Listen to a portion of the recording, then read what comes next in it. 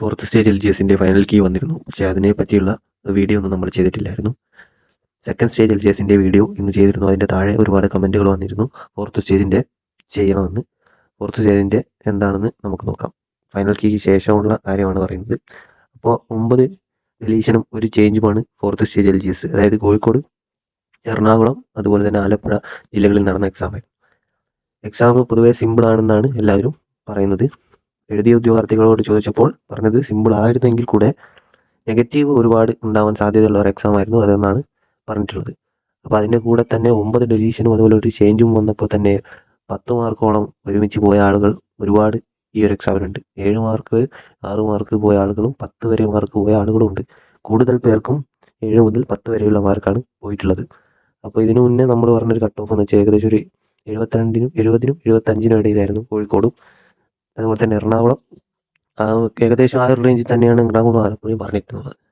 പക്ഷേ ഇത്രയും ഡിലീഷനും അതുപോലെ തന്നെ ആൻസർ ചേഞ്ചും വന്നത് ചില ക്വസ്റ്റ്യൻസൊക്കെ വേണ്ടാതെ ഡിലീറ്റ് ആക്കിയത്. അതുപോലെ തന്നെ ചിലതിന് 2 ഉത്തരം ഉണ്ടായിട്ട് പോലും കണക്കാക്കാതെയാണ് PSC ഉത്തരം നൽകിയിരിക്കുന്നത്. അതിനാലൊക്കെ തന്നെ പഠിക്കുന്ന ഒരു ഉദ്യോഗാർത്ഥികൾക്ക് എന്തായാലും അതിനൊക്കെ മാർക്ക് നഷ്ടപ്പെട്ടിട്ടുണ്ടാകും.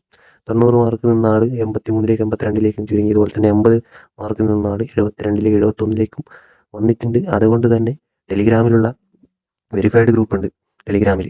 അപ്പോൾ ആ ടെലിഗ്രാം ഗ്രൂപ്പിലേക്ക് ഉദ്യോഗാർത്ഥികൾ കയറാൻ മടിക്കുന്നുണ്ട്. പക്ഷേ കയറാൻ മടിക്കുന്നതിൻ്റെ പ്രധാനപ്പെട്ട കാരണം മാർക്ക് വളരെയധികം കുറഞ്ഞു പോയതുകൊണ്ടാണ്. ഈ ഒരു 65+ ഉള്ള ആളുകളൊന്നും ഈ ടെലിഗ്രാം ഗ്രൂപ്പിലേക്ക് ഇനിയും എത്തിയിട്ടില്ല. അവരുടെയൊക്കെ വിചാരം എന്താണെന്ന് വെച്ചാൽ അവർക്ക് അവസരം നഷ്ടപ്പെട്ടു പോയെന്നാണ്. ഒരു കാര്യം മനസ്സിലാക്കേണ്ടത്, നിങ്ങൾക്ക് നഷ്ടപ്പെട്ടു പോയതിൽ പോലെ തന്നെ ഒരുപാട് മാർക്ക് എല്ലാവർക്കും കുറഞ്ഞിട്ടുണ്ടായിരുന്നു. മൊത്തം 9 ഡിലീഷനും ഒരു ചേഞ്ചുമാണ് സംഭവിച്ചതെങ്കിലും നല്ല രീതിക്ക് എല്ലാവരും ബാധിച്ചുകൊണ്ട് തന്നെ മുന്നേ നമ്മൾ വീഡിയോയിൽ പറഞ്ഞ കട്ട് ഓഫിൽ നിന്നും ഒരു നല്ലൊരു കുറവ് ഇതിൽ സംഭവിക്കാനുള്ള സാധ്യതയുണ്ട്. അപ്പോൾ ആലപ്പുഴ ജില്ലയുടെ കാര്യം നോക്കുമ്പോൾ ഏകദേശം 65നും കുറഞ്ഞു വന്ന 65നും കൂടിപ്പോയിട്ടുണ്ടെങ്കിൽ 68നും ഇടയിലുള്ളൊരു കട്ട് ഓഫാണ് ആലപ്പുഴ വരാൻ സാധ്യത. അതുപോലെ തന്നെ എറണാകുളത്ത് ഇതുപോലെ തന്നെ ഏകദേശം കൂടിയാൽ ഒരു 69 മാർക്ക്, കുറഞ്ഞാൽ ഏകദേശം ഒരു 66 വരെയും കുറയാം. കോഴിക്കോട് ജില്ലയുടെ കാര്യം നോക്കുമ്പോൾ കുറച്ചുകൂടെ കൂടാനുള്ള സാധ്യതയുണ്ട്. കോഴിക്കോട് ജില്ലയിൽ ഏകദേശം ഒരു 67നും 70നും ഇടയ്ക്കുള്ളൊരു കട്ട് ഓഫ് തന്നെ നമുക്ക് പ്രതീക്ഷിക്കാം. 67നും 70നും ഇടയ്ക്ക്, 70ൻ്റെ പുറത്തേക്ക് പോകാനുള്ളൊരു സാധ്യത വളരെ കുറവാണ് കോഴിക്കോട്. അപ്പോൾ 67നും 70നും ഇടയ്ക്കൊക്കെയുള്ള ആളുകൾക്ക് പ്രതീക്ഷിക്കാം. 70+ ഉള്ള എല്ലാ ഉദ്യോഗാർത്ഥികൾക്കും ഈ 3 ജില്ലയിൽ എവിടെ കൊടുത്താലും ലിസ്റ്റിൽ വരുമെന്ന് തന്നെ പ്രതീക്ഷിക്കാം. ലിസ്റ്റിൽ വരാനുള്ള സാധ്യത 70+ ലഭിച്ച ഉദ്യോഗാർത്ഥികൾക്കുണ്ട്. അപ്പോൾ ഇത്രയും മാർക്കുള്ള ഏകദേശം 65ന് മുകളിലോട്ടുള്ള മാർക്കുള്ള ആളുകളൊക്കെ ഇനിയും ടെലിഗ്രാം ഗ്രൂപ്പിലേക്ക് ജോയിൻ ആയിട്ടില്ലെങ്കിൽ എന്തായാലും ജോയിൻ ആവേണ്ടതാണ്.